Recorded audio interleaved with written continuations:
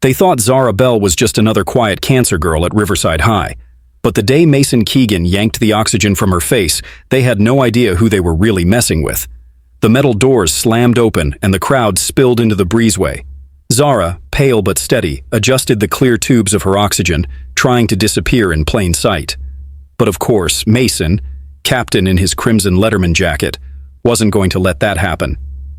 With Lana Briggs already raising her phone like a director on set, Mason stalked forward, grinning. "Let's see what happens when we disconnect the life support." He tugged the tube, ripping it from her face. Her lungs burned instantly, and the crowd howled with laughter. Phones everywhere filming. And when DJ Carter tried to step in, 2 linemen slammed him into the lockers like it was Friday night football. The coach looked right at it and turned away. Can you imagine? The one adult who could have stopped it, pretending not to see. And while cold water sprayed over her scalp and the chant of bald Barbie echoed, Zara stood frozen, her face stone hard, refusing to cry. But that silence, that shield, it wasn't the end. It was the start of something Mason would never forget. Before we go any further, comment where in the world you are watching from, and make sure to subscribe, because tomorrow's story is one you don't want to miss. The final bell had barely faded when Zara stepped into the breezeway, clutching her backpack like a lifeline. She brushed her fingers against her smooth scalp.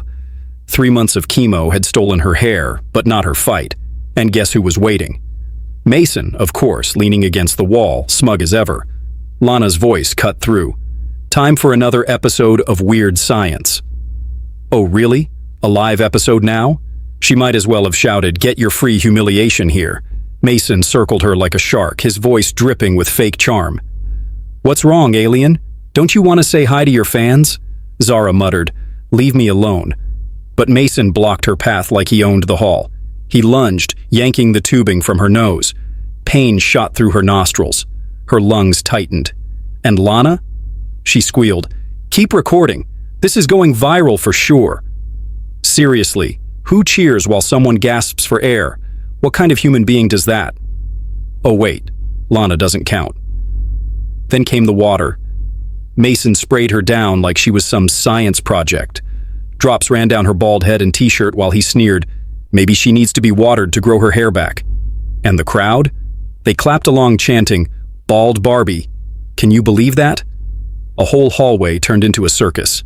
DJ fought to break free, but 2 players shoved him down, grinding a shoe into his back. "Stay down, hero," one sneered. And right there, with phones flashing and voices chanting, Zara's lungs burned hotter than ever. She needed air. But what did she give them? Nothing. No tears. No begging. Just silence. That's when it got worse, because silence only made them hungrier. Mason leaned in close, his breath hot against Zara's face. "Nothing to say, alien? No clever comeback?" Oh, how original. The football captain with all the brain cells of a wet sponge thought he was clever. Zara's face stayed stone cold, her silence sharper than any insult. She knew one thing: tears only fed the beasts. Some kids in the crowd shifted awkwardly, but not enough to grow a spine.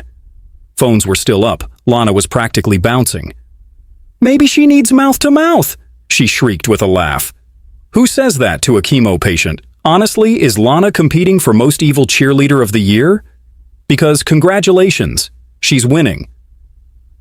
Zara's vision blurred. Black spots flickered at the edges. She needed her oxygen back badly. But then Mason, bored of her not crying, tossed the tube into a puddle. Oh yes, classy move.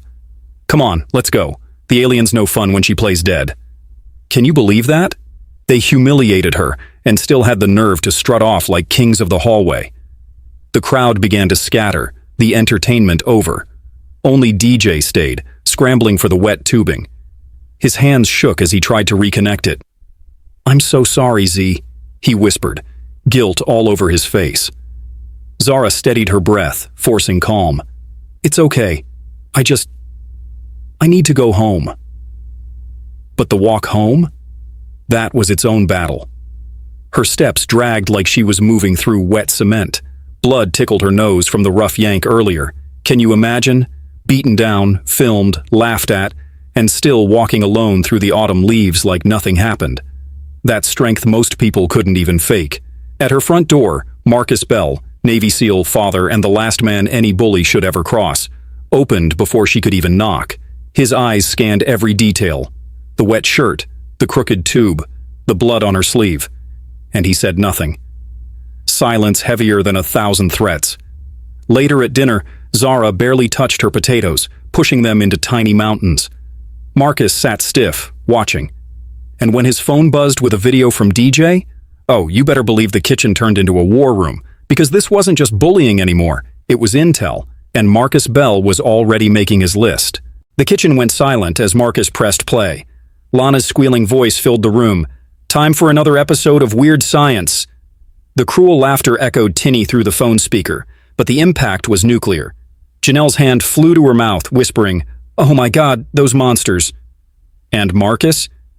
His jaw barely moved, but the steel in his eyes said it all. Can you picture a Navy SEAL watching his daughter get mocked for chemo scars? That's not just anger, that's strategy loading. He reached for a notepad, moving like he was still on a mission. Names, he said calmly, like he was ordering coordinates. Zara sat stiff, cheeks burning. Mason Keegan, football captain. Lana Briggs, head cheerleader. His pen scratched neatly. Block letters, timestamps, players involved, the coach who looked away. Oh yes, Coach Talbot's clipboard stunt made the list. Janelle tried to break the tension. Marcus, please don't go military on this. They're just kids. Just kids? Really? Since when did kids rip oxygen out of a cancer patient's nose and spray her down like a lab rat? Marcus didn't even glance up. Kids who assaulted our daughter. Kids who filmed it for likes. Kids who think they're untouchable. Each word clipped, precise. If sarcasm could slice, the man was sharpening knives. Zara, exhausted, pushed her plate away. Can I be excused? She looked small, fragile even, but Marcus's focus softened just enough. Of course, baby. She shuffled off, steadying herself against the table, the chemo weakness still in her steps. And yet, can you believe she smiled at him? That little smile, like she knew her dad had already declared war on the entire varsity team. Later that night, Marcus sat at her bedside, adjusting the cannula with gentle fingers. It stops now, he said simply. His voice was low, but the weight behind it could crush steel. Zara tried to protest, Dad, please don't make it worse. But let's be real. This was a man who'd spent years planning silent, surgical strikes. Did anyone really think he'd let a bunch of teenage bullies outsmart him? Not a chance. Because the next morning, Marcus Bell wasn't just a dad. He was a storm walking into the principal's office. And this time, the school was about to find out what real accountability looked like. The morning sun sliced through the blinds of Principal Harris's office, but the real heat came from Marcus Bell. He walked in calm, folder under his arm, posture so sharp it made the principal sweat before he even spoke.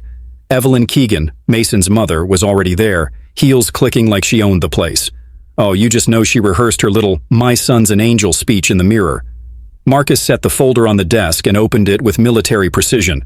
Out slid photos, timestamps, witness statements, screenshots, receipts stacked like a buffet. At 3:42 p.m., Mason Keegan and 3 accomplices deliberately interfered with my daughter's medical equipment. Calm, matter of fact, not a single wasted word. Evelyn tried to cut in. Kids roughhouse, page 3. Clear photo. Mason yanking the oxygen tube. Boom.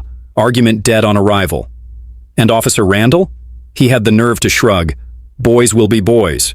Excuse me? Boys will be boys. When? In what century? Since when is strangling a chemo patient considered playtime? Marcus didn't even blink. Intentionally disrupting medical equipment is assault. That's the kind of line that makes the air freeze. Principal Harris shuffled the papers like they might magically disappear. Given this evidence, I believe immediate action is warranted. And suddenly, Mr. I can't control the football team found his backbone. 2-week suspensions. Friday's homecoming game? Canceled. Can you imagine Mason's face? The golden boy of Riverside, watching his big night go up in smoke because of his own cruelty. Justice tastes sweet, doesn't it? But here's the real twist. When Mason tried to swagger out, he looked toward the window, and there was Marcus, standing outside, perfectly still, watching. Not shouting, not threatening, just watching. And Mason's bravado drained out faster than a flat soda, because deep down, bullies don't fear fists. They fear truth. They fear being seen for what they are. That afternoon, Zara walked back through the halls. Head held high, cannula gleaming in the light like silver armor. Students stepped aside, whispering, DJ at her side like a bodyguard. And when Lana tried to smirk, Zara didn't even flinch. She was done being their victim. She was their mirror now, showing them exactly how pathetic they looked. Because in the end, the biggest revenge wasn't Marcus or the suspensions or even the canceled game. It was Zara, standing strong, proving she could still breathe on her own terms. And after all that chaos, she finally smiled. If you believe bullies like Mason and Lana always get what's coming to them, drop a in the comments. And don't forget to subscribe for more stories where justice hits back harder than any punch.